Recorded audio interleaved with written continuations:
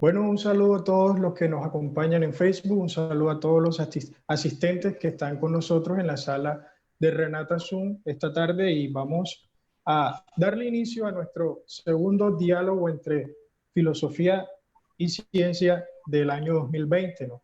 A pesar de la emergencia sanitaria a nivel mundial que estamos atravesando este año. Entonces, lo primero sería presentar un poco qué es el semillero Miomerías, en qué consiste nuestro trabajo, a qué universidad pertenecemos y demás. Entonces, de manera general, podríamos decir que nuestro objetivo principal consiste en fomentar la investigación y el desarrollo de la investigación de la filosofía de las ciencias. Somos un semillero que incentiva y promueve esta labor en la formación de los estudiantes de filosofía, principalmente de la Universidad del Atlántico. Por ser un semillero de filosofía de la ciencia, nuestro carácter es transdisciplinar o incluso interdisciplinar. Contamos con estudiantes principalmente de filosofía, pero también admitimos estudiantes de otras facultades como ciencias básicas, específicamente estudiantes de ingeniería, química, biología, física, incluso matemáticas, ciencias de la educación. Lo importante es que somos un semillero interdisciplinar que trabaja de la mano con filosofía y las ciencias exactas o básicas, como se le quiera llamar.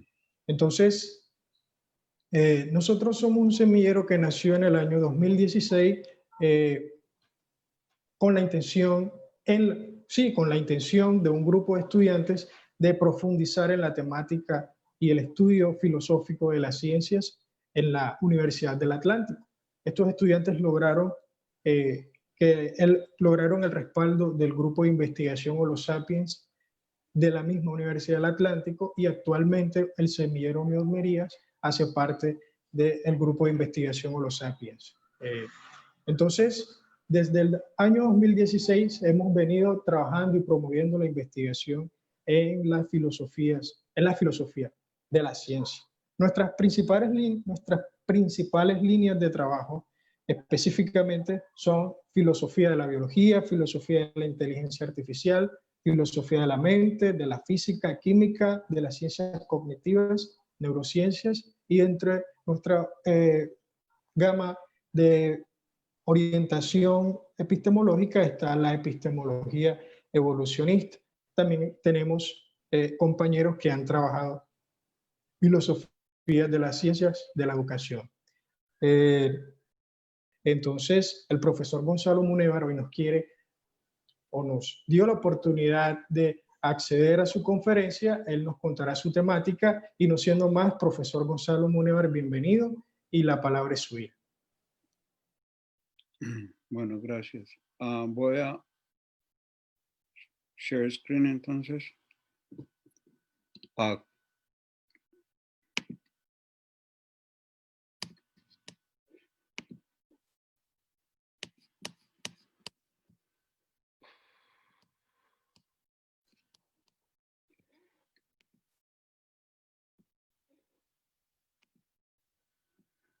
Bien, ¿me pueden oír? Bueno, espero. Sí, profe, se escucha perfectamente.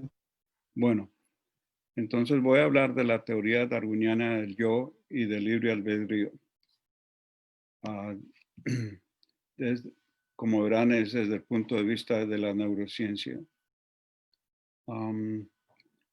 De acuerdo con algunos resultados teóricos y experimentales de la neurociencia, el yo y el libre albedrío son ilusiones.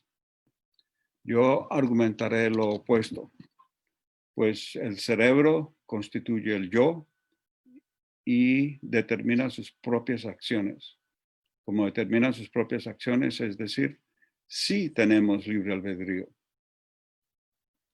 Las objeciones contra el yo y el libre albedrío normalmente presuponen que el yo es consciente, es decir, suponen un yo cartesiano, que no tiene realmente lugar en la descripción del cerebro como un sistema altamente distributivo que ha evolucionado y se ha desarrollado en un contexto darwiniano.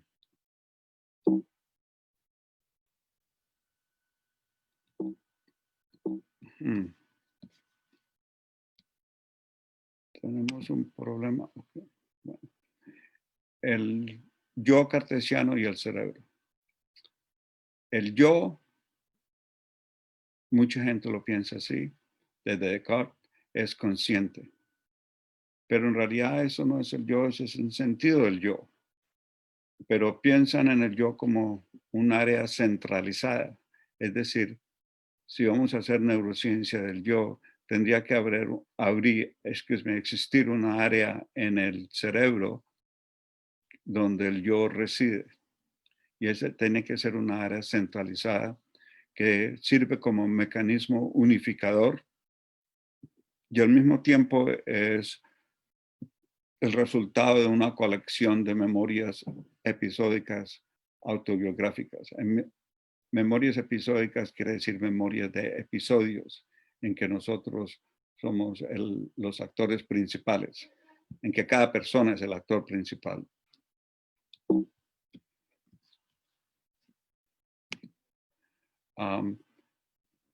El famoso científico colombiano Ginás, Rodolfo Ginás, ha dicho que la función del yo es la centralización de la predicción, pero no hay órgano centralizante en el cerebro, así que no hay yo, es decir, el yo no existe. Para Ginás, el yo no es más que una percepción interna. Es entonces, dice él, una invención. Normalmente se diría una construcción, es decir, lo construimos en la mente, pero en realidad no existe.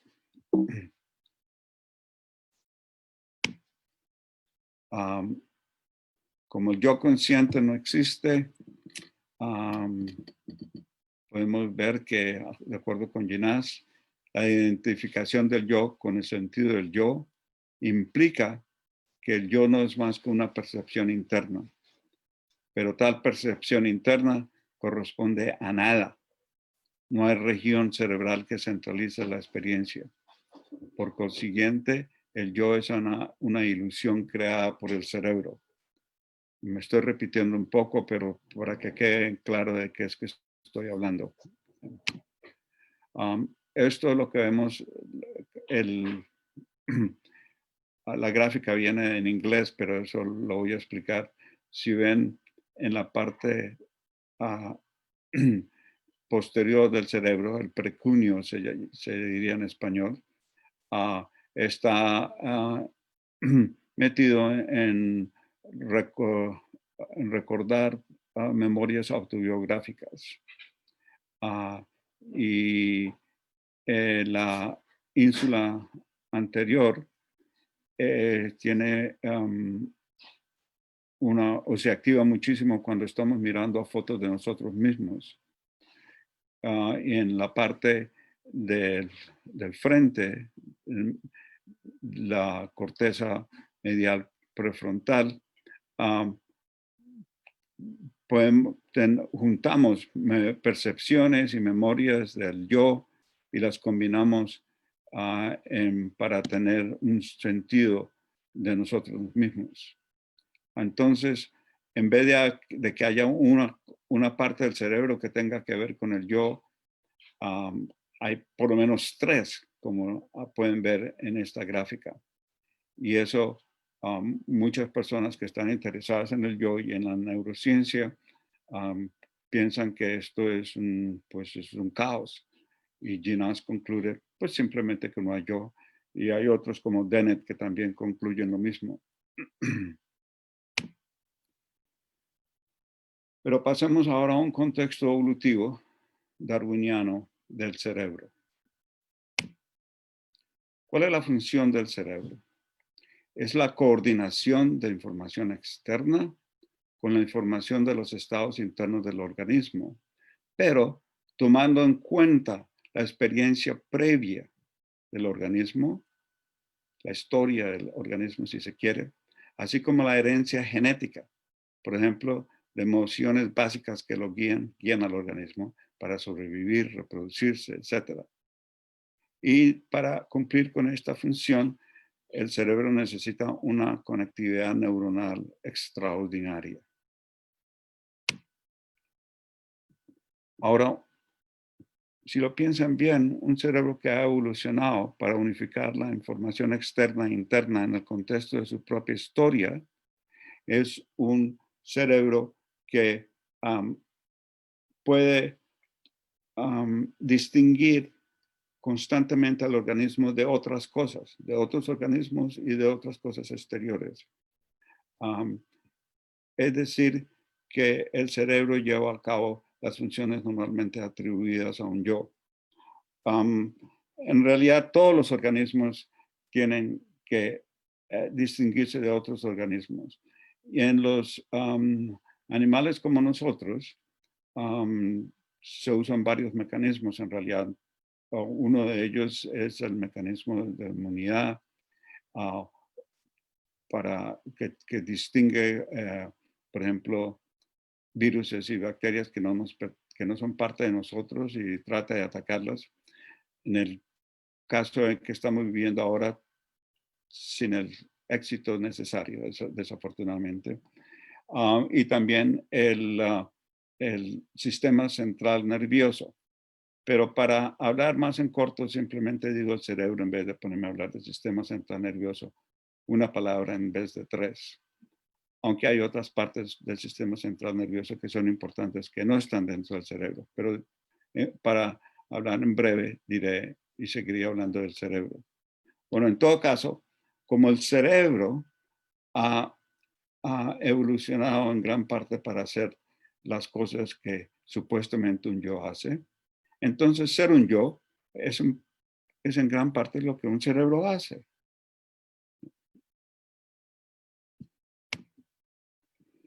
Ahora, muchos psicólogos, por ejemplo, han tratado de mostrar un vínculo entre la personalidad y el yo. Y las memorias episódicas, es decir, autobiográficas, crean nuestro sentido del yo. Eso parece tener algún sentido cuando pensamos en lo que somos, pensamos en lo que hemos hecho, en cómo actuamos, ese tipo de cosas. Pero el científico Stanley Klein demostró que pacientes que no pueden formar memorias episódicas porque tienen el hipocampo dañado, aún tienen un buen sentido de su personalidad. Incluso, debería añadir, cuando la personalidad ha cambiado. Por ejemplo, un tipo que estuvo en un accidente de motocicleta y el hipocampo en ambas partes se le dañó y no podía formar nuevas memorias. Y la personalidad le cambió también. Y cuando le hacían preguntas acerca de su personalidad, de su nueva personalidad en realidad, él las podía contestar bien. Entonces, ese vínculo entre el sentido de la personalidad y el yo realmente no necesitan tales memorias episódicas y tales memorias autobiográficas.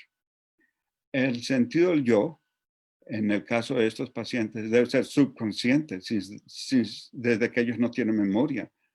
No le pueden a uno decir, no se pueden decir a sí mismos por qué es que dicen esto y eso, porque memorias no las han formado. Entonces ese sentido del yo debe ser subconsciente que tienen. Ya eso es un ataque muy grande contra las ideas de Descartes que tanta gente ha heredado.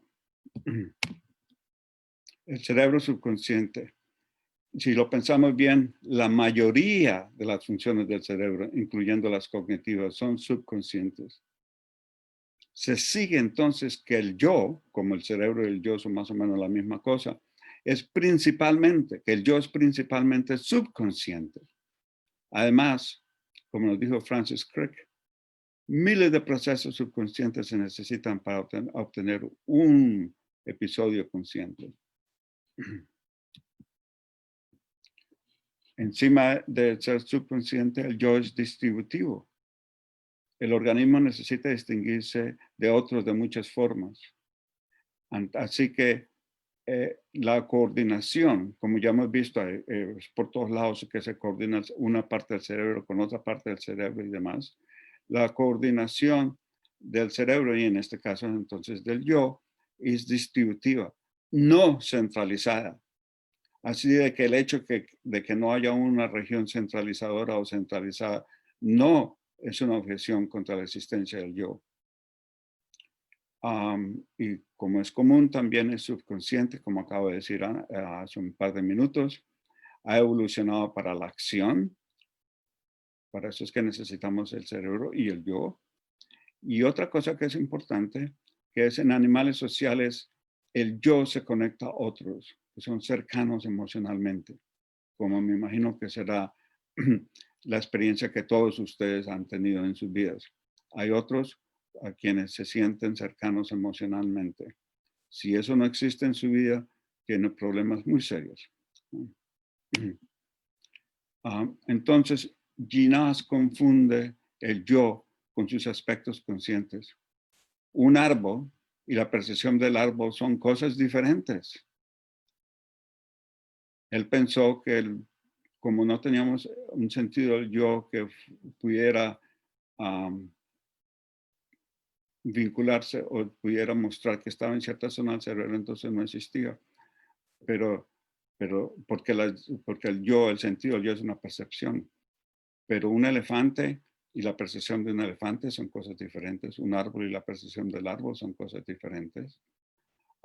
Así que no importa que no haya lo que se llama un homúnculo, como un hombrecito que está ahí dentro del cerebro mirando como en una pantalla las experiencias que el cerebro tiene. Para darles un ejemplo de por qué no importa, cambiemos de personas a carros híbridos, es decir, carros que son o cuyos motores pueden usar electricidad o gasolina, o a veces ambos. Entonces queremos saber cómo es que se mueve el carro. Bueno, un motor híbrido de carro a veces funciona con el sistema eléctrico, a veces con el de gasolina, a veces con ambos, pero no tiene motorúnculo. ¿Sí?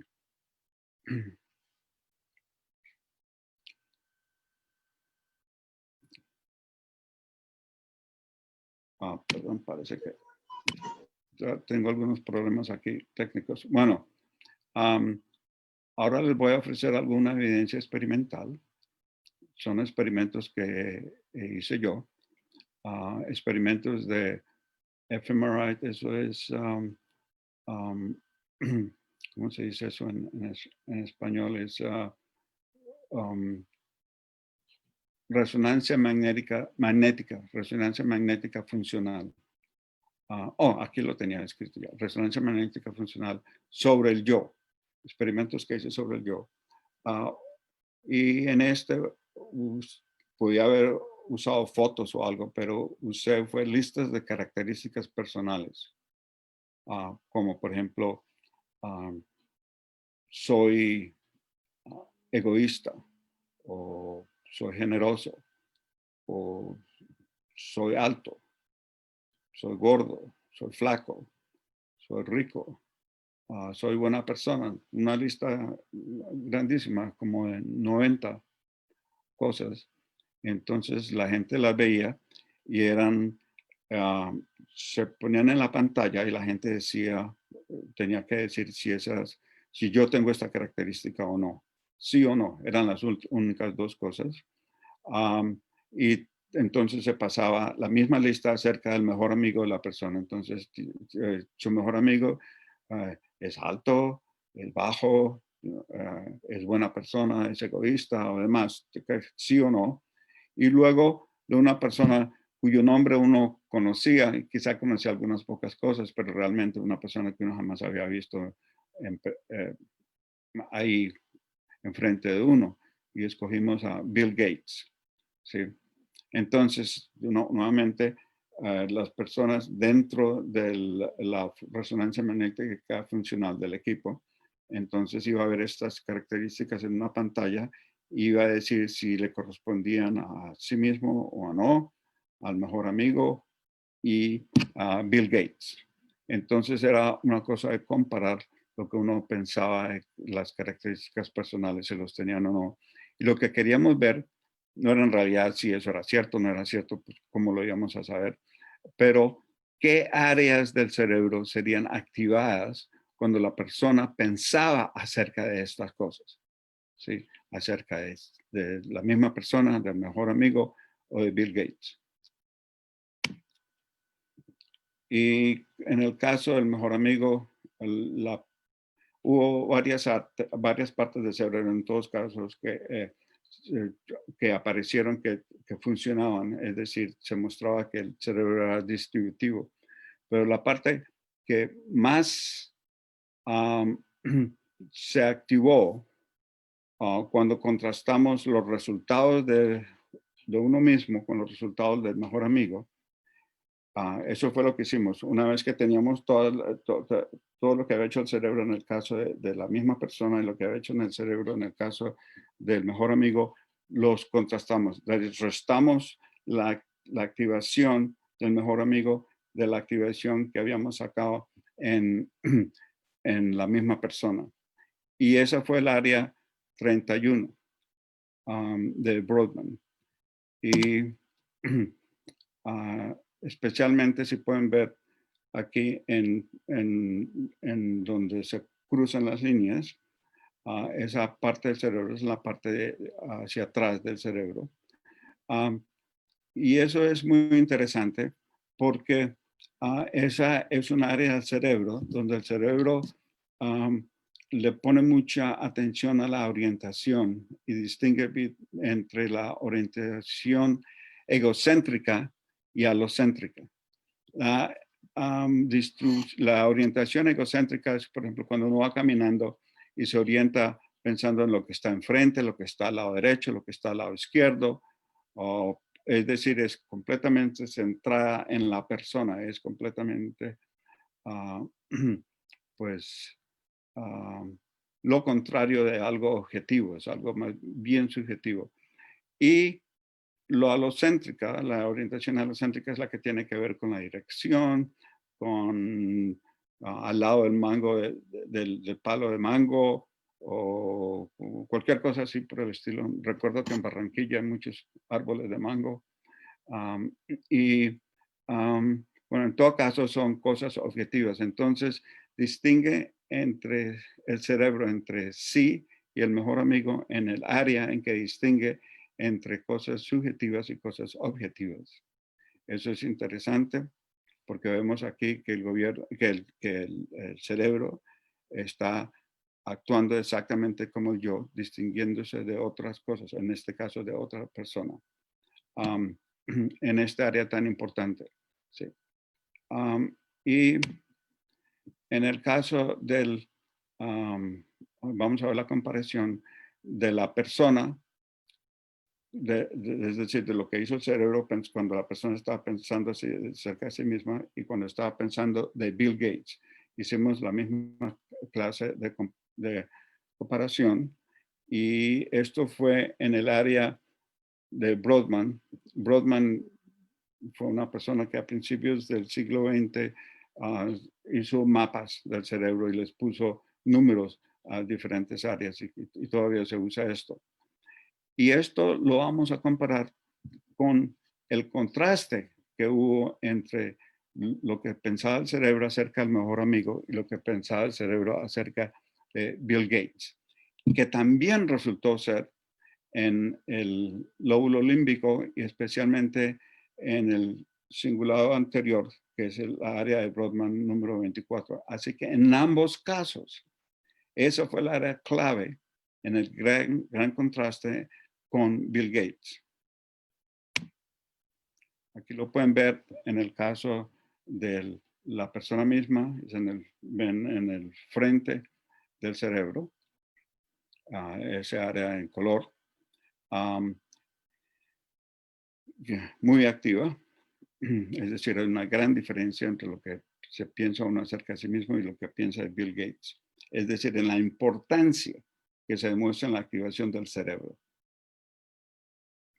Y en el caso del mejor amigo y Bill Gates, bueno, no es tan activa, pero es exactamente la misma área. Ahora, una cosa importante acerca del área de Brodmann 24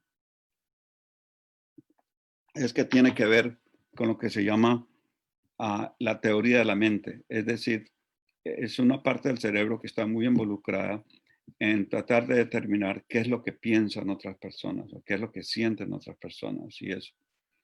hay algunos defectos, algunos problemas mentales, desórdenes mentales en que hay gente que parece ser incapaz de hacer esto. Por ejemplo, varias personas que sufren de autismo. Pero una persona normal, esa área se activa. Y hay unos, claro que son mejores que otros acerca de eso, en hacer eso. Pero lo importante aquí es que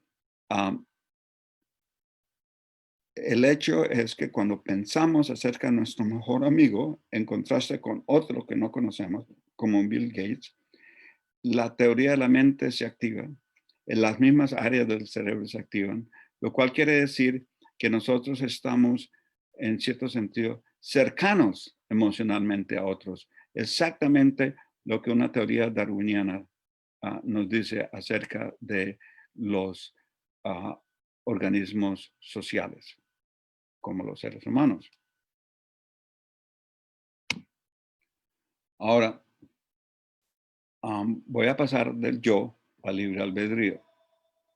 Ustedes, especialmente los que han estudiado filosofía, me imagino que muchas veces habrán leído, oído o dicho que las leyes de la física, el determinismo, es decir, las leyes de la física y la química determinan nuestras acciones.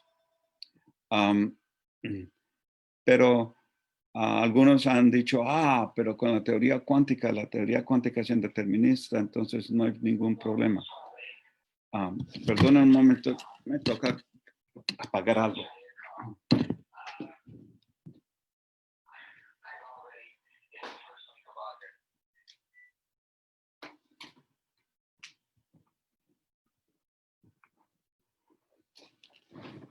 No, siento mucho, sonó el teléfono de la casa durísimo.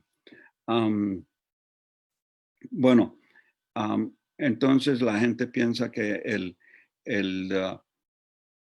indeterminismo causado por la física cuántica nos va a salvar y nos va a dejar libre albedrío al fin y al cabo.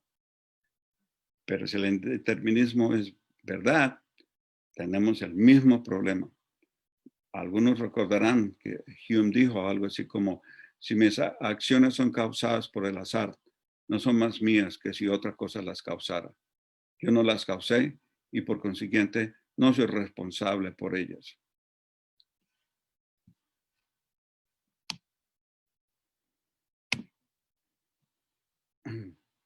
Entonces, el verdadero problema lo describe, el verdadero problema del libre albedrío lo describe Gary Watson.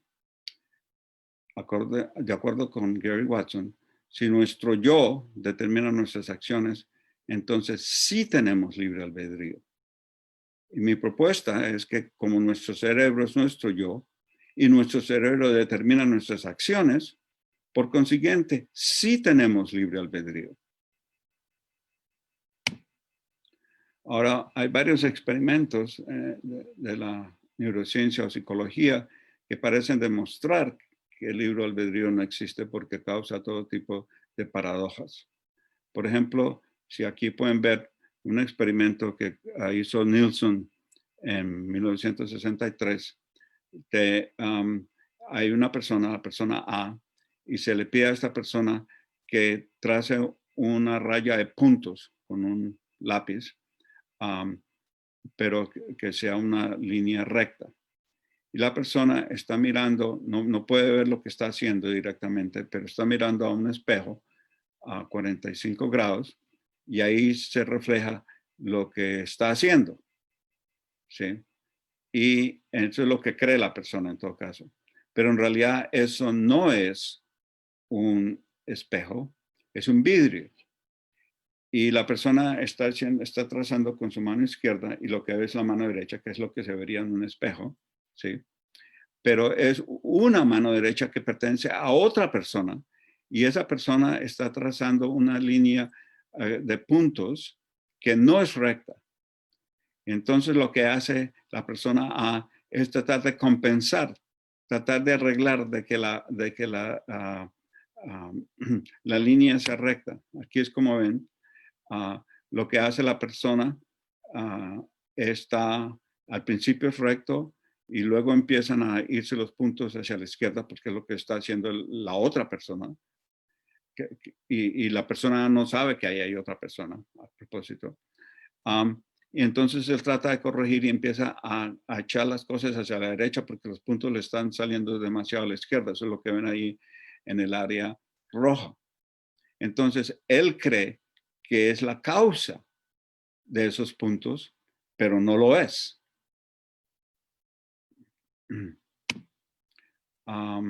Ya ha habido otros experimentos, quizá más tarde pueda hablar de ellos, pero de momento esto se ha alargado un poco, así que es mejor que continúe.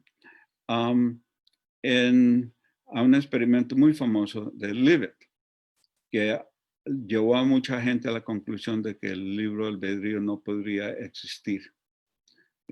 Y en ese experimento, Libet le puso un aparato en la cabeza a la persona para medir la potencia que tenía en varias partes del cerebro, y si subía o bajaba la potencia.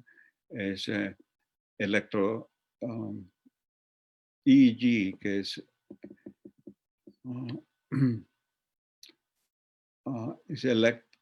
bueno, no recuerdo en español cómo es que se dice esto.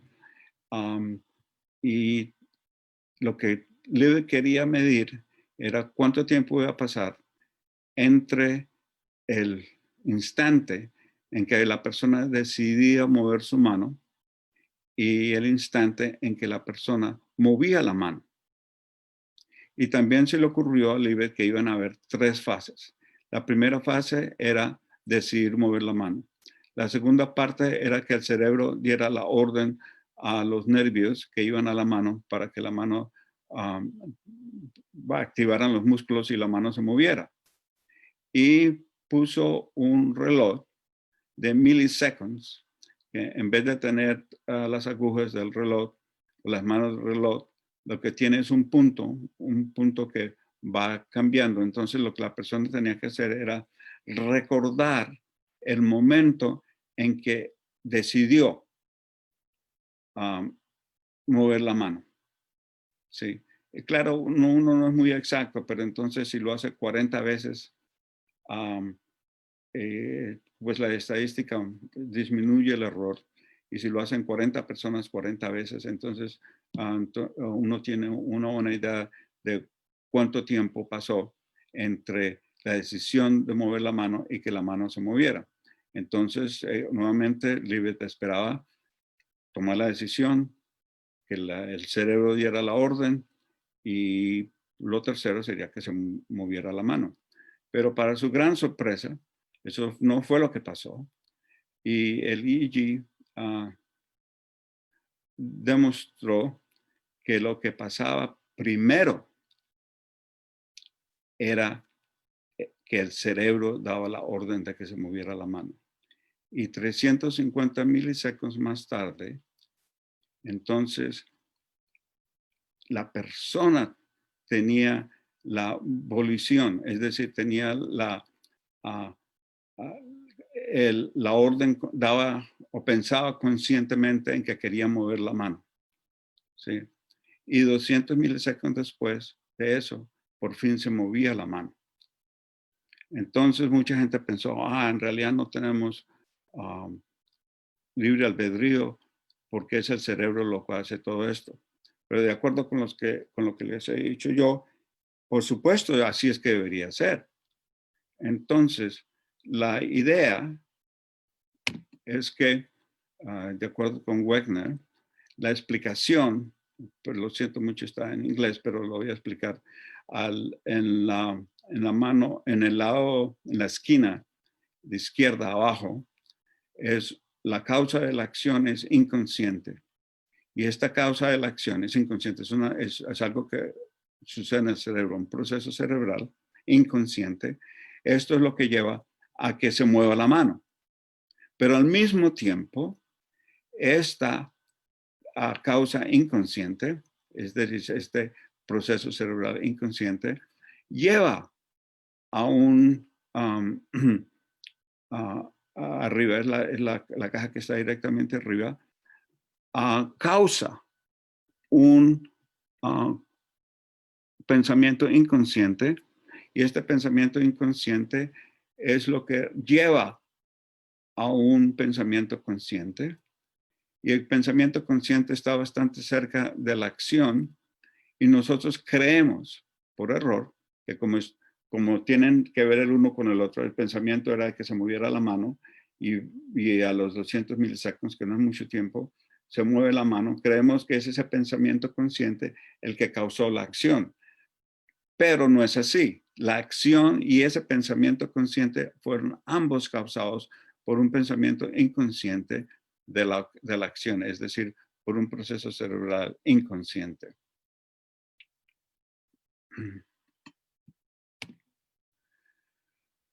Entonces, es claro de todos modos que hay ilusiones del albedrío. Yo les he dado dos, hay muchos más. Pero hay que tener en cuenta que así como las ilusiones de la visión no llevan a la conclusión de que el cerebro no ve, y todos ustedes han tenido ilusiones de la visión, pensaron que veían una persona cuando en realidad era otra persona o alguien a quien no conocían una vez que se acercaron, o creían que veían una persona que era desconocida y cuando se acercaron veían que la persona conocida, y muchísimas otras cosas. Todo el tiempo tenemos ilusiones, todos los días, ilusiones de la visión, pero eso no lleva a la conclusión de que el cerebro no ve. Hay muchas cosas que sí vemos de todos modos. De tal forma, entonces, las ilusiones del albedrío no llevan o no deberían llevar a la conclusión de que el cerebro no causa nuestras acciones. Ahora, es importante tener en cuenta lo siguiente, que el yo es su propio mundo. La información que llega al cerebro es prontamente combinada de forma tal que el total es mucho más grande que la suma de sus partes. Estos son resultados de lo que se llama emergencia o emergentes. Es más importante aún, tal información puede tener su significado afectado por el cerebro como sistema, así como el sentido de nuestras palabras es cambiado por el contexto de nuestra charla. Es decir, tenemos un sistema, si se quiere decir, que está formado por muchos tipos de información, pero lo que cuenta como información es afectado por el sistema mismo. Es decir, es como un mundo nuevo completamente, ¿sí? Lo que tiene sentido para nosotros tiene sentido por nuestra historia y por muchas otras cosas, por el momento, por lo que sentimos, por la información que nos ha llegado, y todo se resuelve de una forma que parece ser pues la más conveniente para el cerebro en ese momento. Y es en ese contexto que todo lo que al fin y al cabo resulta ser información aceptada, o los datos de información aceptada reciben su significado final. Así que dependemos de ese sentido emergente fuerte para poder determinar, para poder tener cualquier experiencia. Es decir, y es en las bases de esa experiencia debería añadir que tomamos nuestras acciones. Es decir, las leyes del cerebro son las leyes de un mundo aparte. Claro, incluye la física, la química y demás, pero añade cosas que no están ahí. El mismo input significa cosas diferentes a cerebros diferentes. Por ejemplo, imagínense que le apunta una pistola a un hombre. Hay hombres que pensarían, está cargada, es un juguete. Otros responderían de una forma diferente, llorarían. Aún otros le pegarían una patada a la pistola. Eso depende del cerebro particular, porque cada cerebro decide lo que le conviene de acuerdo a cómo interpreta la situación. Es decir, cada cerebro tiene sus propias leyes, pues es su propio mundo. Entonces, el yo determina sus acciones, y en ello es que consiste el libre albedrío. Estas son fotos de un cerebro en un fMRI, es decir, la máquina de la que hablé antes, en que hice esos experimentos. Entonces, aquí termino y pueden hacer sus preguntas.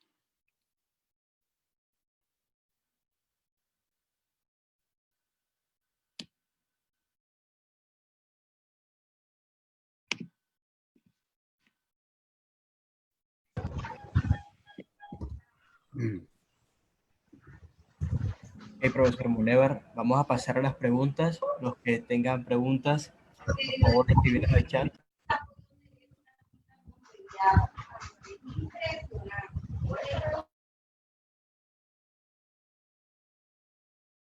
Sí, bien, esperemos que... Giovanni,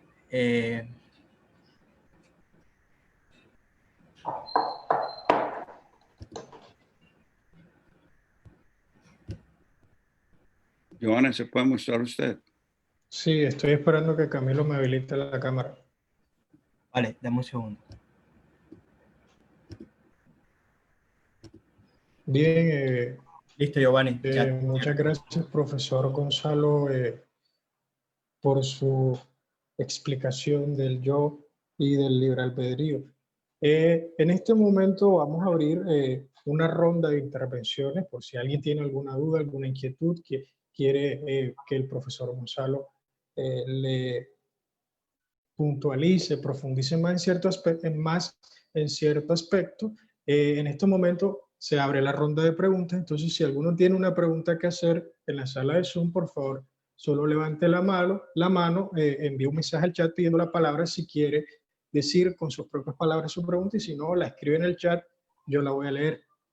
Para los que están en Facebook también pueden escribir sus preguntas en los comentarios del en vivo y se van a leer. Por eso no hay ningún inconveniente. Entonces, en este momento, si alguien quiere hacer una pregunta, por favor manifiéstelo y se le habilitará el espacio, la oportunidad.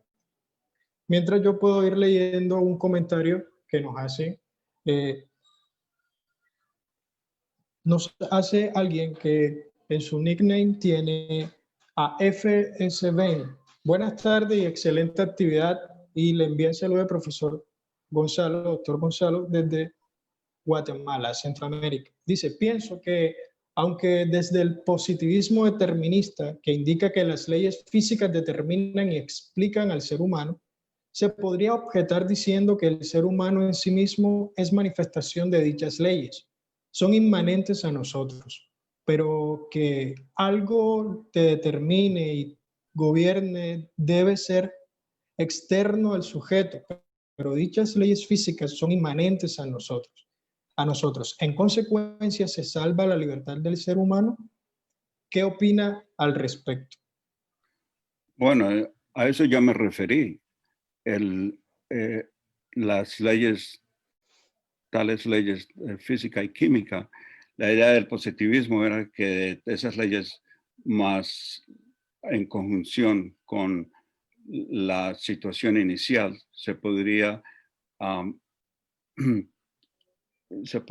hacer una derivación de lo que iba a suceder en el futuro. Pero eso no es posible, como he explicado, porque el cerebro añade sus propias leyes, que no están en las leyes de la física y la química, y de las cuales no hay ninguna posible derivación. Entonces, el positivismo lógico, a propósito, fue un fracaso terrible en la filosofía y la ciencia. Pero de todos modos, no es posible. Ni siquiera puede uno sacar las leyes de la biología, menos aún las leyes del cerebro en particular. Pero de un cerebro, cada cerebro hace su propio mundo. Es decir, empecemos con la idea es que uno podría tener ciertos pedacitos de información, trozos de información, ¿sí? Que son o se pueden describir precisamente, por lo menos en principio, y esos son los que serían los que formarían la información que le llega al cerebro. Y lo que yo he mostrado es que el cerebro, en su contexto, cambia la información. Es lo que cuenta como información, no es algo que viene de la física y la química, es algo que tiene que ser interpretado por el cerebro y el sistema cerebral en cualquier momento, el sistema de experiencia cerebral en cualquier momento está formado por cosas que, es decir, pedazos de información que el mismo cerebro ha hecho porque ha cambiado lo que ha llegado. Entonces el cerebro es un mundo en sí mismo y no se puede, estas leyes del cerebro y lo que va a hacer el cerebro, no se puede entonces derivar precisamente de las leyes de la física y de la química. Hay cosas, por ejemplo, en que claro que las leyes de la física y la química nos afectan. Si explotan una bomba nuclear, definitivamente nos va a afectar. Si estamos encima en la parte de arriba de una torre y alguien nos empuja y nos caemos, mientras estamos cayendo no hay nada que podamos hacer. Pero es muy diferente eso a decidir tirarse uno mismo de la torre. En eso, el cerebro, las leyes de ese cerebro particular tienen una función esencial. Y eso no son dos tipos de acciones diferentes. En una, el libre albedrío actúa y en la otra no. Bien, profesor. Aquí uno de nuestros asistentes en la sala de Zoom, el señor Ramón, hace una pregunta y es la siguiente. ¿Qué papel juega el lenguaje en su planteamiento? Y añade que le parece interesante. La pregunta es de él, es ¿cuál es el papel del lenguaje en su planteamiento? No sé qué tenga usted para comentar al respecto.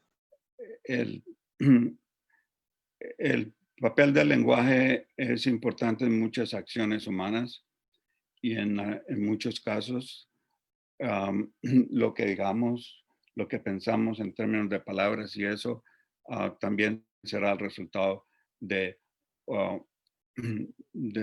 conjunto cerebral, de las leyes del cerebro, pero en muchos sentidos no es muy importante para muchas acciones porque hay muchas cosas que hacemos sin pensar, sin decírnoslas. Por ejemplo, si estamos jugando fútbol y de pronto viene el balón por arriba y saltamos y hacemos un gol de chilena, que es algo que jamás hemos practicado porque tendría uno que ser loco para practicar eso. Es algo que lo hace porque ha tenido todo tipo de propios receptores que le han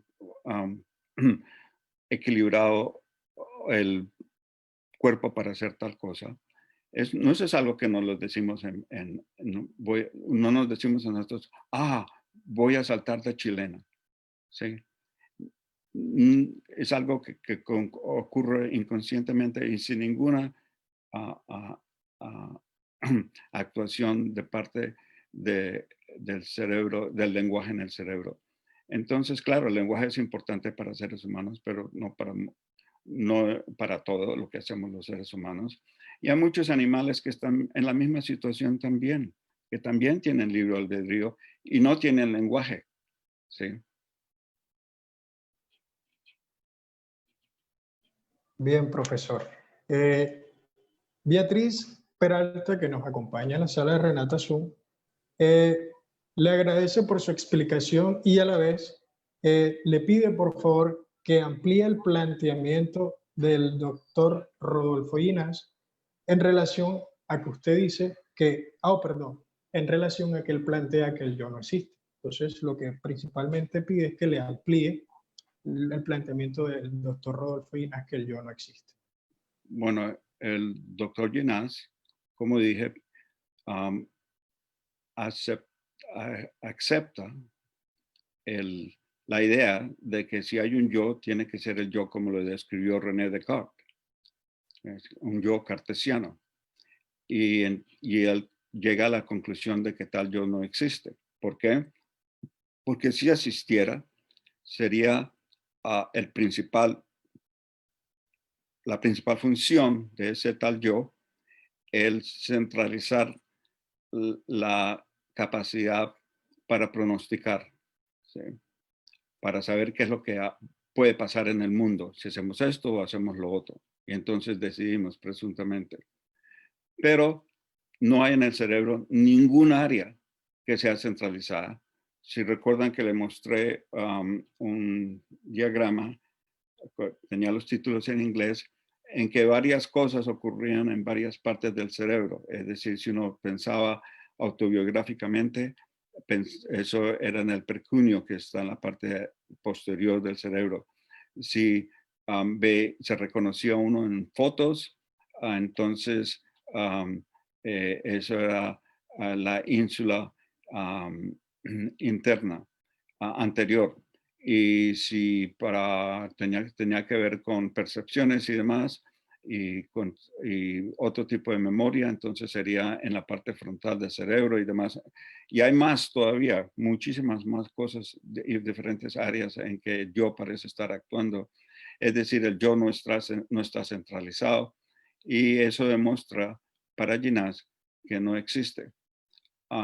Si quiere ver una descripción más larga todavía de lo que digo yo acerca de Ginás y de Dennett y otros, puede leer el capítulo 12 de mi libro La evolución y la verdad desnuda, y especialmente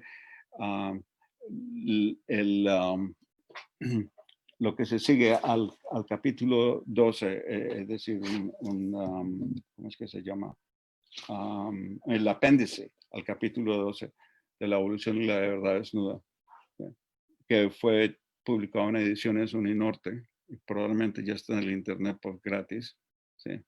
En todo caso, eso es lo que dice Ginás. Esa es la principal objeción de Ginás. Y Ginás cree que, además, que el yo es algo consciente, porque por supuesto eso era para Descartes. Pienso, luego existo. ¿Sí? Entonces,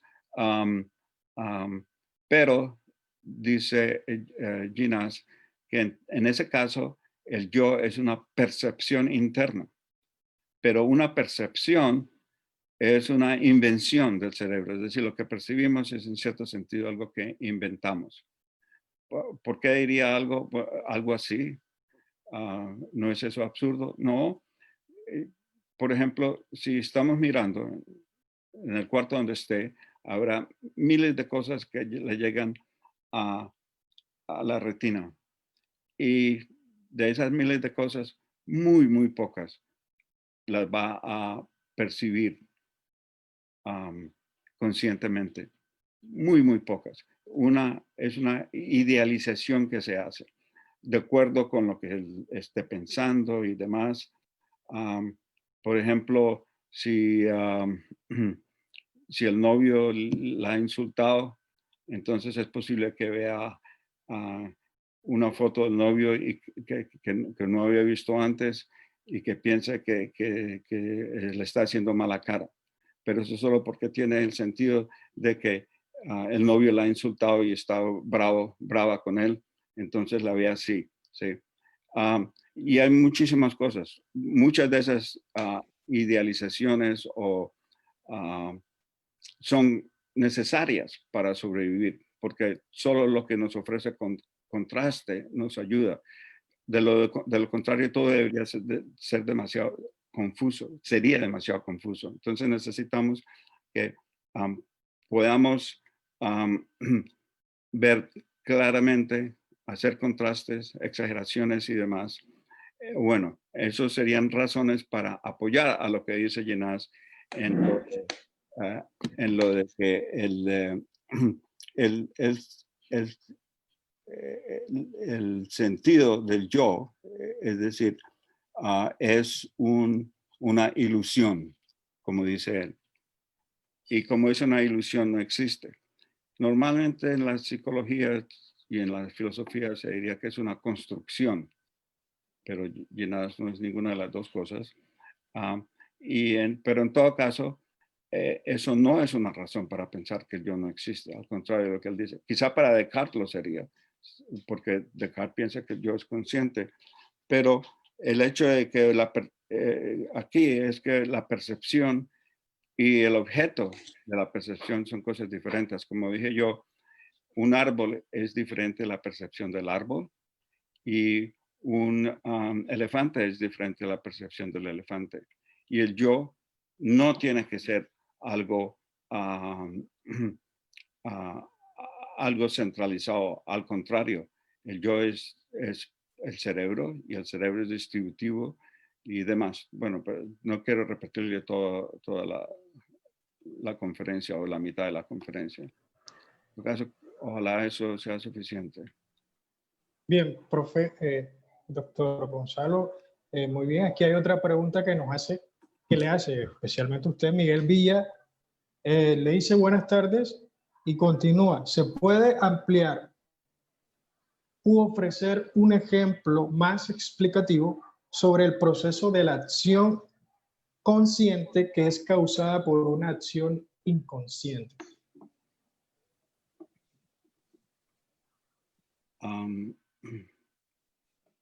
Bueno, si está caminando descalzo y se pega contra una silla, eso es inconsciente, eso lleva a una acción consciente.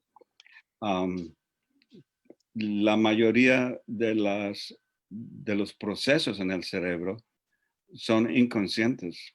Miles, millones de cosas pueden pasar y al fin el cerebro escoge, por varias razones que no voy a explicar aquí, cuál de esas llega a ser consciente.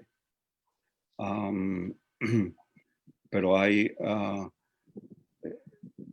y en la gran, siempre tiene que empezar así, tiene que empezar como algo inconsciente, un proceso inconsciente que termina algunas pocas veces en un proceso consciente.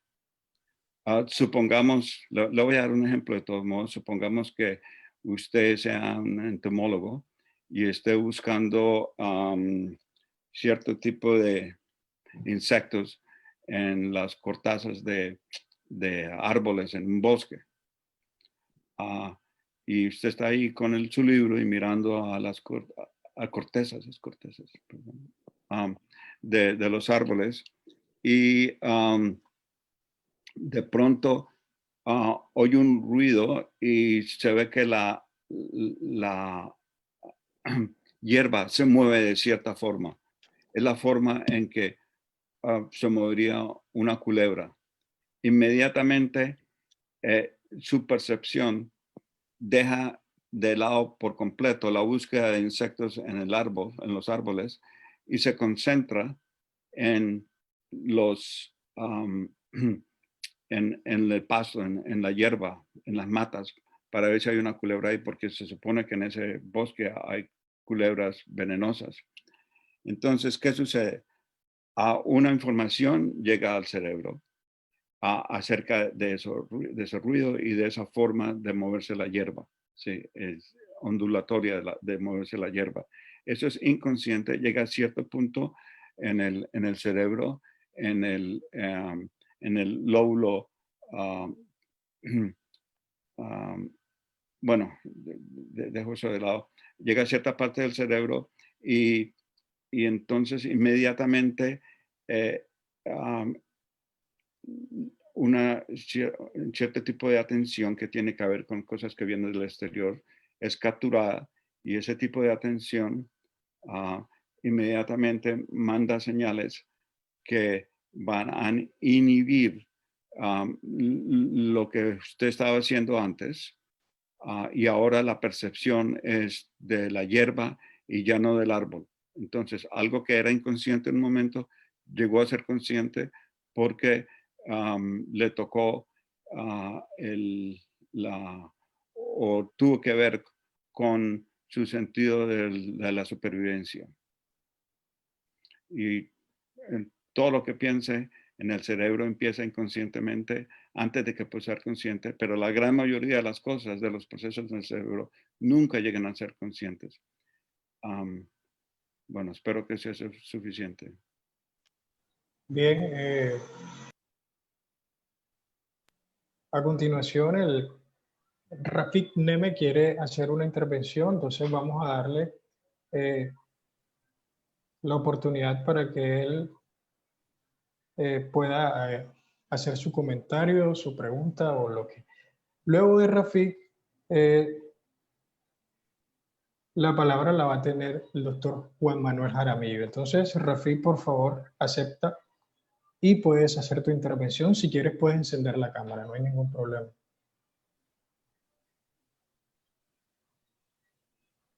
No sé por qué no se enciende la cámara, pero intento y no se enciende, ¿no? Lo siento.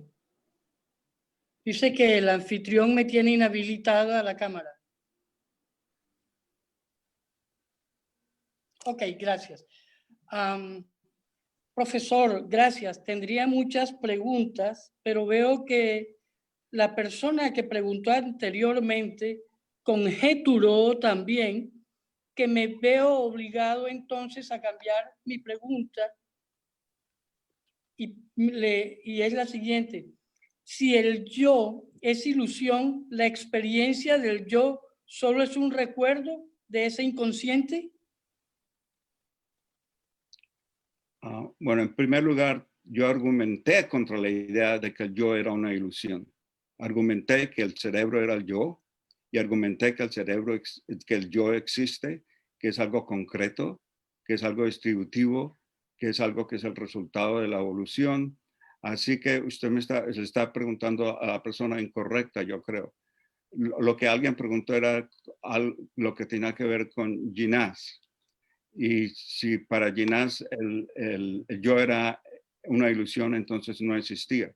Y yo traté de explicar que las razones que dio Ginás eran incorrectas, pero en todo caso está completamente contra la posición que yo mantengo y que defiendo, que tiene que ver con el cerebro siendo el yo y por consiguiente siendo en su gran parte inconsciente, el resultado de la evolución, como dije, que tiene cosas que ver con el hecho de que seamos animales sociales, que tiene que ver con que es distributivo, todas esas cosas que dije yo acerca del yo. Entonces, si me pregunta usted si el yo es una ilusión, bueno, yo no creo que el yo sea una ilusión, para empezar.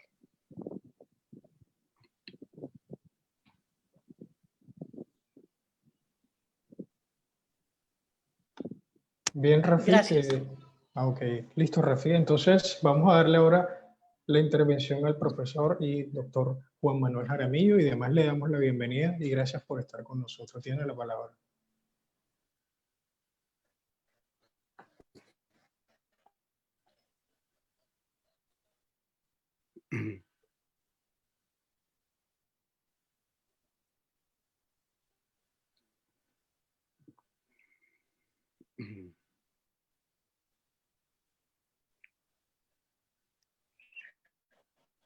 Parece que Juan Manuel está muy tímido. Bueno, tal vez tenga inconvenientes. Yo creo que no ha de recibido, conexión. por lo que se ve de él, yo creo que él no recibió su mensaje. Bien. Bueno, entonces... Yo creo que él no está oyendo. No está viendo, él no está. Bien, entonces, si no hay más preguntas, creo que podemos ir cerrando. Sin embargo, bien, parece que Rafik volvió a alzar la mano.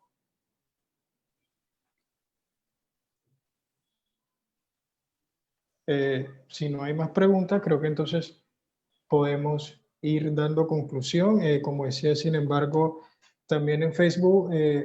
Ya veo que Juan Manuel Jaramillo está en mute. Bueno, vamos a revisar y le... Sí, está en mute. Creo que no está oyendo. Bueno, definitivamente no puede hablar, pero... sí, está habilitado, pero no oye. No habla. Parece que... Bien, pero parece que lo activa y desactiva el audio. En todo caso sería bueno perdón que interrumpa, pero en todo caso sería bueno saber qué otras percepciones nos puede decir el profesor, algo en su inmanencia, en su profunda curiosidad de su rigor científico. No entiendo la pregunta. Para mí esto es toda una novedad, profesor, y me siento profundamente intimidado ante su conocimiento. Es una experiencia nueva para mí cómo funciona todo este proceso. Pues siento mucho intimidarlo, pero es probablemente el resultado de mi apellido. Sí, Munevar es un nombre árabe y en árabe Munevar quiere decir el iluminado. De acuerdo.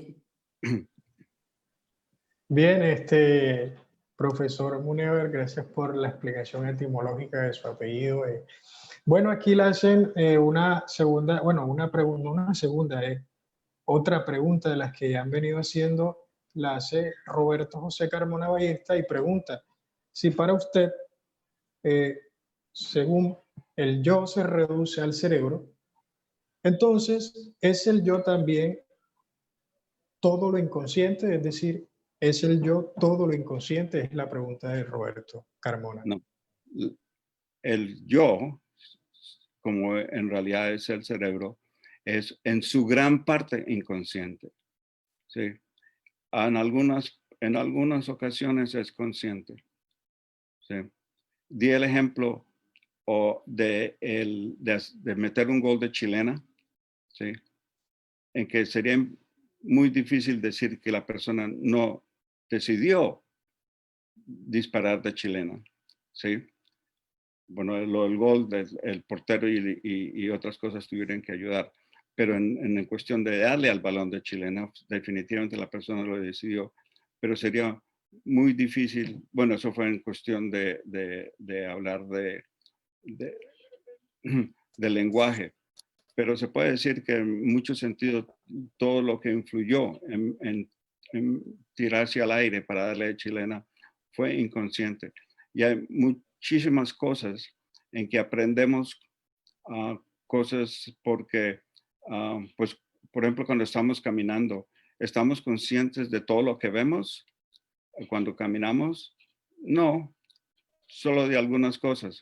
Cuando va uno de casa a la universidad o de la universidad a la casa, digamos por carro, todos los días, la misma ruta, ¿cuánto recuerda uno conscientemente? ¿Cuánto está realmente consciente? Cuando está uno en una autopista, está consciente de algunas cosas y no de otras. Pero de pronto algo interrumpe, es una imagen de un carro que se le está metiendo enfrente, interrumpe y pasa uno de ser inconsciente acerca de eso a ser completamente consciente acerca de eso. Entonces, hay muchas cosas en el cerebro que ni siquiera van a llegar a la conciencia jamás, pero otras que digamos hay 5 o 6 cosas diferentes que están pues en competición, digamos, y por varias razones.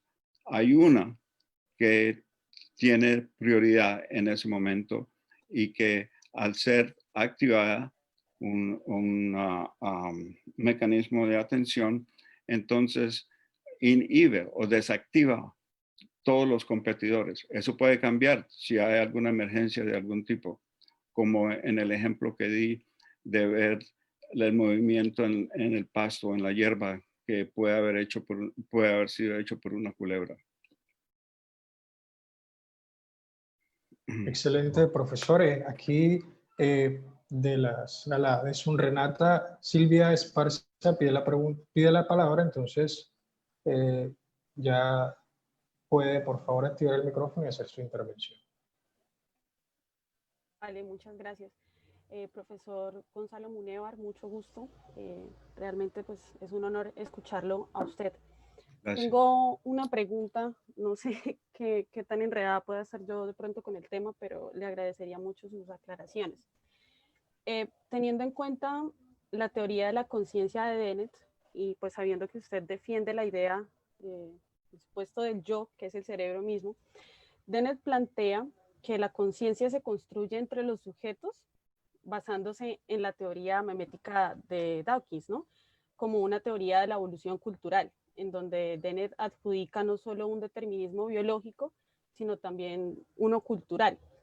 Entonces llega a la conclusión que la construcción de la conciencia es colectiva, pero también está determinada. Entonces, considero que de cierta manera usted refuta esto al considerar el yo, el cerebro mismo, y además porque Dennett finalmente considera el libre albedrío una ilusión. Mi pregunta es si podemos hablar de leyes del cerebro o del yo, y de ser así, ¿cómo funcionan? Perdona, ¿puede repetir la pregunta? Aló. ¿Me escucha, profe? Estaba planteando que partiendo de la última. Ya vale, sí, señor. Que si podemos hablar de leyes del cerebro o del yo, y si de ser así, ¿cómo funcionan? ¿Que podemos hablar del qué? De leyes, del cerebro o del yo. Bueno, cuando hablé de leyes, era para contrastar con la idea de las leyes de la física y de la química. Entonces, si quiero poner las leyes entre comillas, está bien, porque el cerebro realmente sí tiene algunas cosas que cambian poco, pero que siempre pueden cambiar de todos modos, ¿sí? Un ejemplo que le di fue el del motociclista que estuvo en un accidente y se dañó el hipocampo y ya no podía producir memorias y por ello cambió su personalidad por completo, es decir, cambió la forma en que actuaba, en que asimilaba las cosas, en que las ponía en conjunto, todo eso cambió. Entonces, no es como leyes en el sentido de química y de física. En cuanto a Dennett, está completamente equivocado. Las cosas que dice son muy parecidas a las de Ginás en muchos casos. Y los argumentos que él da son parecidos también, peores, porque él habla de que, de que todo lo que pensamos que es el yo tiene que ver con los cuentos que nos echamos los unos a los otros, ¿sí? Y lo cual quiere decir que el yo entonces dependería completamente en primer lugar, en el lenguaje, que no es cierto, en la capacidad de echar historias, que no es cierto, en muchos aspectos del yo y de nuestras acciones, de cómo determinamos nuestras acciones, de lo que hacemos y demás, que nada tienen que ver con el lenguaje o con echar cuentos o nada así por el estilo. Y él piensa que son cuentos nada más y que el yo en realidad no existe, que parece que existe por los cuentos, pero eso es simplemente erróneo. Lo de los cuentos es solo una parte pequeña de nuestra vida intelectual.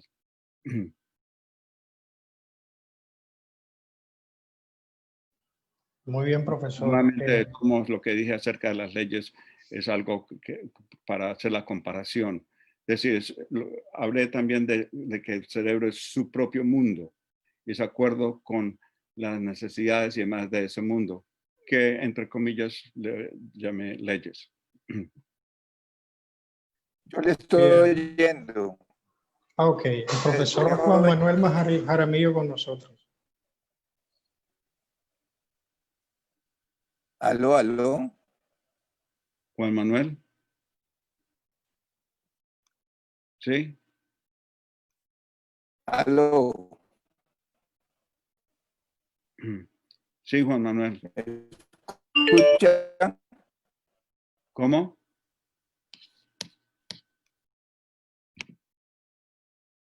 ¿Me escucha? No muy bien. Suena borracho. Sí, sí, escuchamos.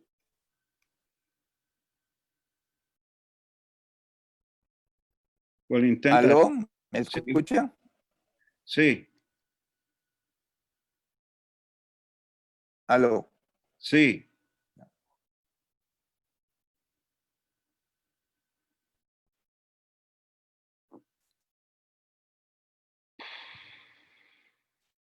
Aló, aló. Sí. Bien, mientras el profesor Juan Manuel soluciona su problema de audio, que parece que es él, porque él no escucha lo que acá se le dice. Entonces, vamos con una pregunta que le hace el profesor de Andrea Juliana Herrera, y pregunta lo siguiente: ¿podría decirse que los sueños y la creatividad serían expresiones de aquellos datos generados por el cerebro de manera inconsciente y expresados posteriormente por medio del inconsciente? Para usted, pregunta, ¿cómo sería el proceso de creatividad a partir de la tesis de la existencia del libre albedrío? Es la pregunta de la...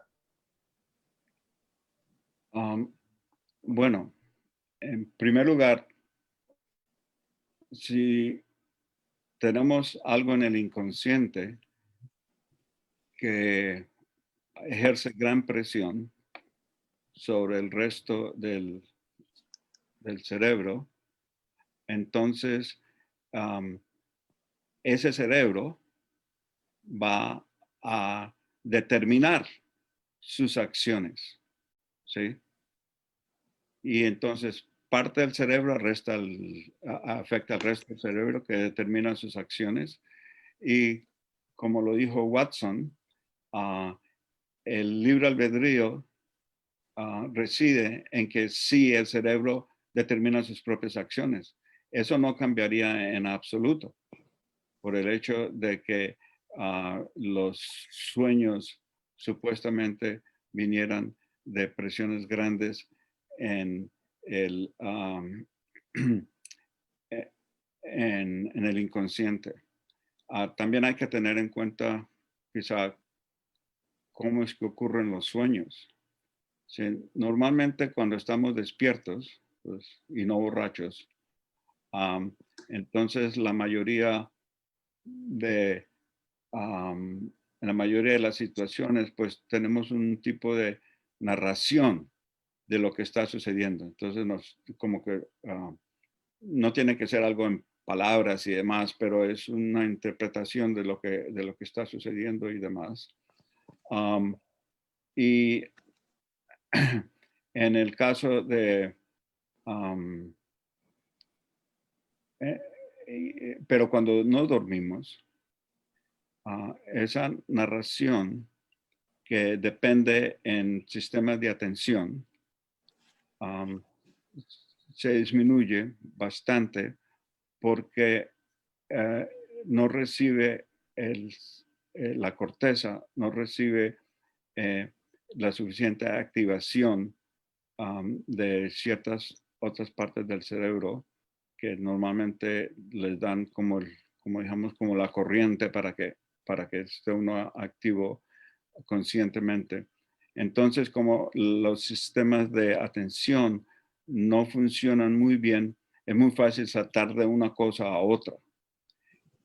Y aunque esos sistemas no funcionan bien, hay otros que por alguna razón realmente tienen una actividad mayor, especialmente en las partes emocionales del cerebro.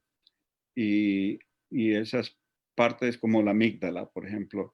Y entonces esas partes forman conexiones más fuertes con el hipocampo y con otras partes del cerebro. Y entonces es muy fácil que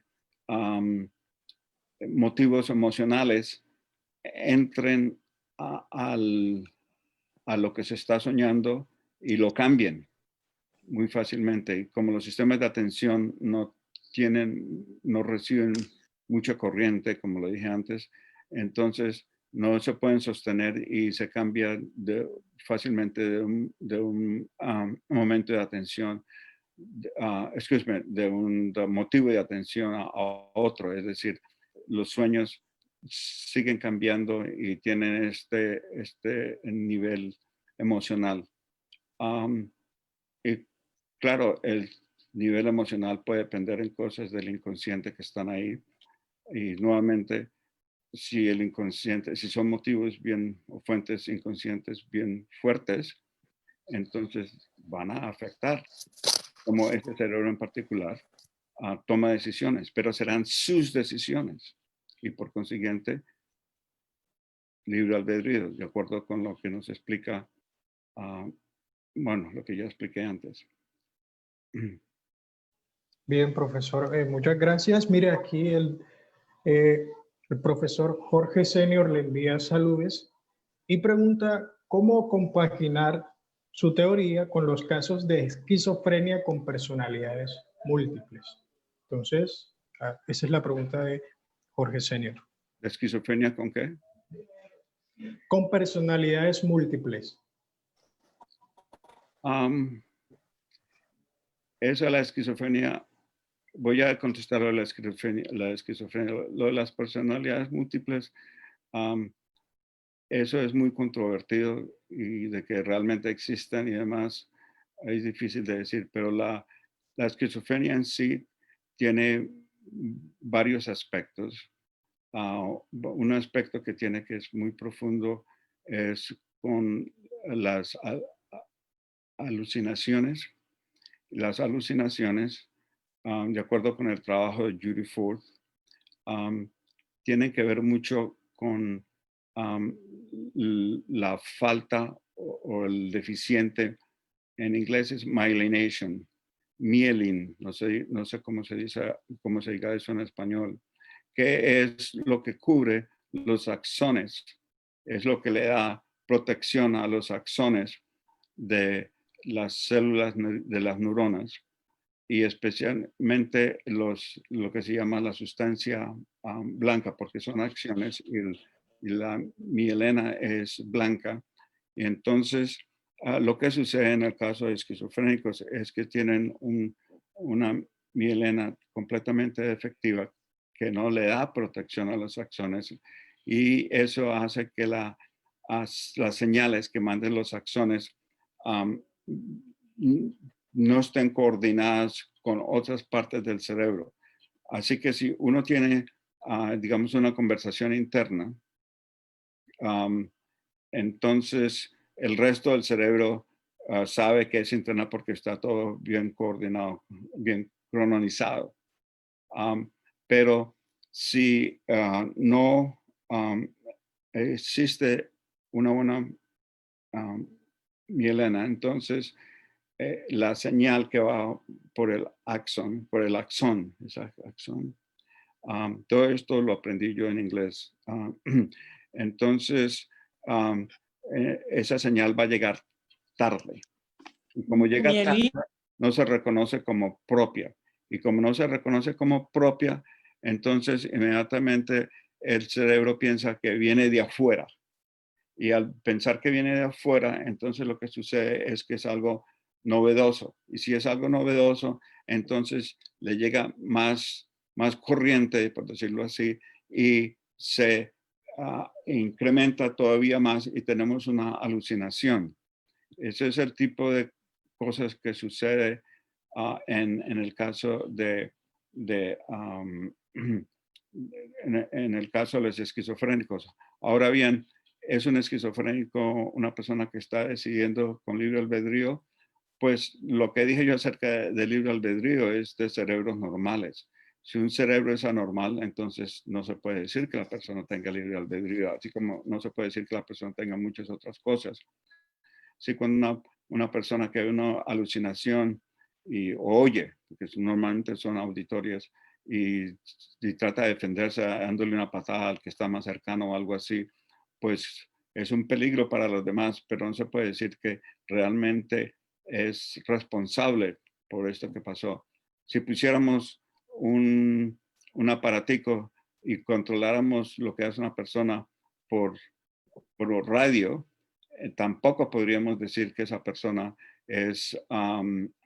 está operando con libre albedrío, porque es un cerebro dañado. Nuevamente, es un cerebro que está siendo dirigido desde afuera. No es su propio, no es su propio mundo, es el mundo de otro que está sucediendo. Entonces, lo que he dicho tiene que ver con cerebros normales. Bien, el profesor Juan Manuel Jaramillo parece que ya ha solucionado su problema, entonces démosle la oportunidad a un nuevo intento a ver si logra hacer su intervención.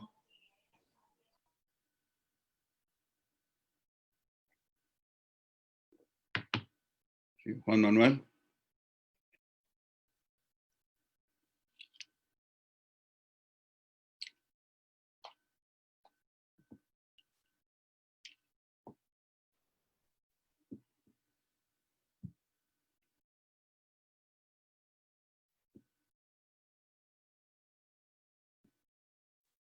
Parece que no.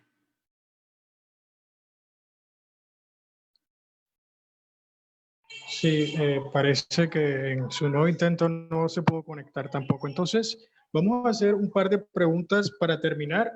Bueno, voy a encender la luz que aquí en Barranquilla ya la noche está llegando. Bien, entonces una de las últimas preguntas o intervenciones la hace Alfredo Nomás. Lo primero que hace es agradecer por su exposición y toca 3 puntos importantes, o bueno, 2, para ir resumiendo ya hasta esta instancia, ¿no? La pregunta que hace es la siguiente: ¿cómo inciden los trastornos disociativos en su teoría? ¿Es evidente a favor o en contra? ¿Es evidencia en contra o a favor? Y lo segundo que... No oí toda la pregunta. ¿Cómo? ¿Ve?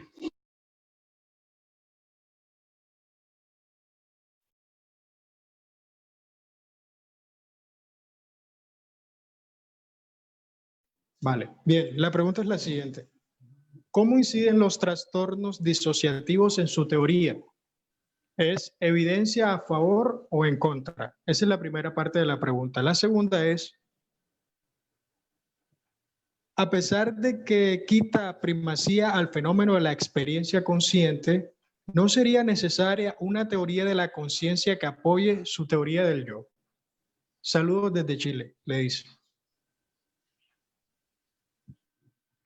Bueno, empezando con la segunda, aunque sí tengo una teoría de la conciencia y que está de acuerdo con esto, sería algo que necesitaría otra, otra presentación. Pero no es necesario, de todos modos, porque esto de que la mayoría de lo que hace el cerebro es inconsciente es algo que está muy bien conocido, es algo que se ha hecho, que se ha sabido muchísimas veces, que hay gente que ha hecho muchísimos experimentos que demuestran que esto es cierto. Y Crick nos dijo, y nuevamente lo repito, que para llegar a estar a un estado consciente se necesitan muchísimos estados inconscientes. Le hace a alguien una pregunta acerca de cualquier cosa, entonces muchas partes del cerebro tienen que ser activadas, que pueden ser relevantes a la respuesta que usted va a dar. Y finalmente escoge las 2 o 3 o 4 y las combina todas inconscientemente y al fin en su conciencia aparece la respuesta que va a dar. ¿Sí? Pero todos los mecanismos que estuvieron involucrados, las memorias que fueron importantes, los datos que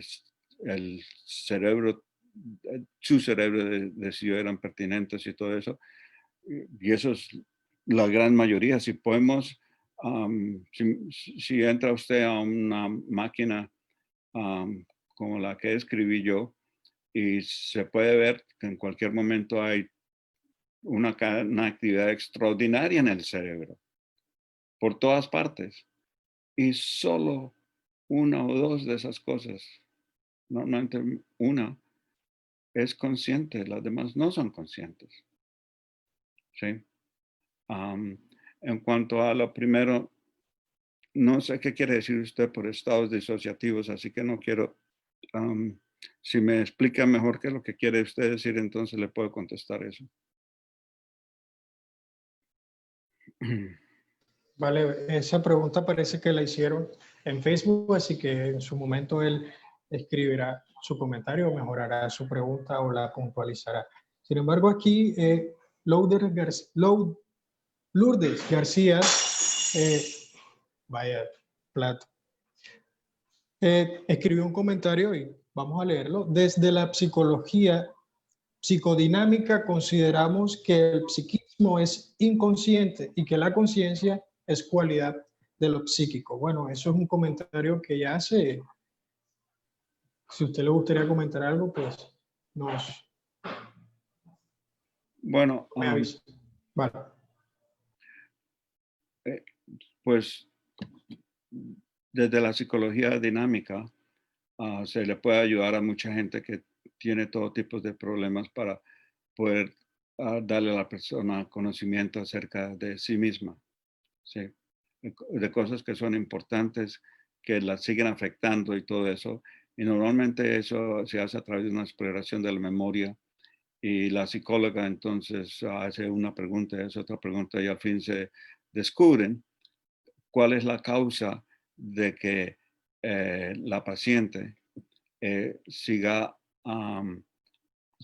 teniendo el mismo tipo de reacción, por ejemplo, en ciertas situaciones sociales o algo así.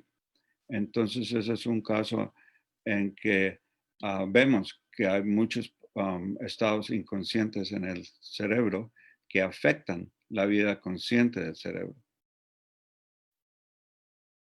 Bien, bueno, para culminar, vamos a leer un comentario y pregunta que hace Beatriz Peralta y con eso cerramos la ronda de preguntas. Y en cuanto al profesor Juan Manuel Jaramillo, vamos a intentar darle otra oportunidad ahora que leamos el comentario y la pregunta, y si no, profesor, ahora al terminar el en vivo, por favor, quédese un momento y puede socializar la pregunta ya en privado. Entonces, el comentario es el siguiente, vamos a leerlo. Dice, se podría pensar, de Beatriz Peralta, se podría pensar entonces que el yo inconsciente se asimila a la teoría de la economía del comportamiento que se basa en que los seres humanos tienen dos sistemas de pensamiento y el reflexivo, dice, y el reflexivo y el automático.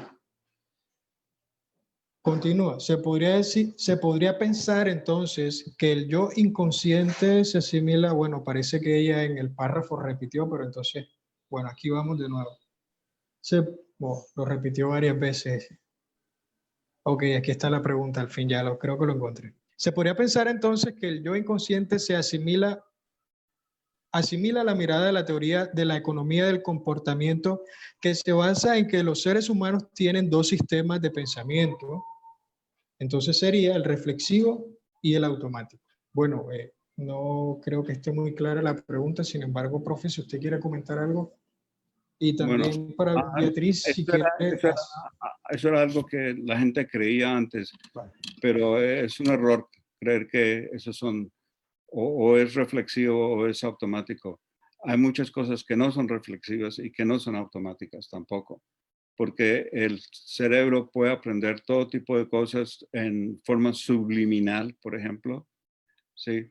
Y, o inconsciente o subconsciente, puede aprender todo tipo de cosas así y puede razonar inconscientemente también. Y hay problemas solo cuando un razonamiento consciente y el razonamiento inconsciente se juntan. Déjeme darle un ejemplo. Este es un caso real. Y un capitán, creo que era un capitán de bomberos, estaba con mucha experiencia, estaba en un edificio que se estaba quemando y de pronto tuvo un sentimiento, una sensación de que algo terrible iba a pasar, ¿sí? E inmediatamente gritó la orden de que se salieran los bomberos todos del edificio. Y en pocos minutos el edificio colapsó y si esos bomberos hubieran quedado ahí, muchísimos de ellos hubieran muerto. Ahora, esto no fue un razonamiento reflexivo de la persona. Y tampoco fue automático, él nunca había estado en esa situación exacta o incluso parecida. Pero era una persona de mucha experiencia y esa experiencia la tenía dentro de sí inconscientemente y se juntó toda en cierto momento de una fuerza tan grande por el sentido de supervivencia que él simplemente gritó la orden afuera a todo el mundo. Y luego pensó mucho tiempo después tratando de entender cómo era que él había tenido esa sensación y cómo era que él había dado esa orden, porque eso no había sido algo reflexivo para nada. ¿Sí? Entonces, inconscientemente podemos hacer muchas cosas. Di un ejemplo antes de lo mucho que lo mucho que hace uno en un campo de fútbol, que realmente no es reflexivo tampoco. Si una persona se pone a pensar, me van a hacer un pase, ¿qué voy a hacer con el pase? No, tiene que hacer algo de inmediato, casi de instinto. Pero sí hay un procedimiento en el cerebro que entiende el juego, porque entiende el juego y entiende el cuerpo y su posición y demás. Entonces puede hacer todas estas jugadas. Si una persona se pone a pensar en lo que va a hacer, lo que pasa es que va a perder el balón cuando le llegue. Bien. Bien, profesor, muchas gracias. Bien, vamos a cerrar la ronda de preguntas aquí y con eso ya vamos culminando. Sin más, me gustaría agradecer a todos los que asistieron a nuestra conferencia, en especial al doctor Gonzalo Munevar por compartir con nosotros hoy. Y también queremos invitarles a que sigan nuestro trabajo en Facebook. También nos pueden encontrar en Instagram. En Facebook aparecemos como Semillero Homeomerías. En Instagram también aparecemos como Semillero Homeomerías. Ahí pueden estar al tanto de todas nuestras actividades. Periódicamente organizamos actividades de este tipo. Entonces, bueno, no siendo más, muchas gracias al profesor y doctor Gonzalo Munevar. Gracias por los que estuvieron en la sala de Renata Zoom y los que nos siguieron en Facebook. Nos vemos hasta la próxima y reciban todos un saludo de parte del Semillero Homeomería.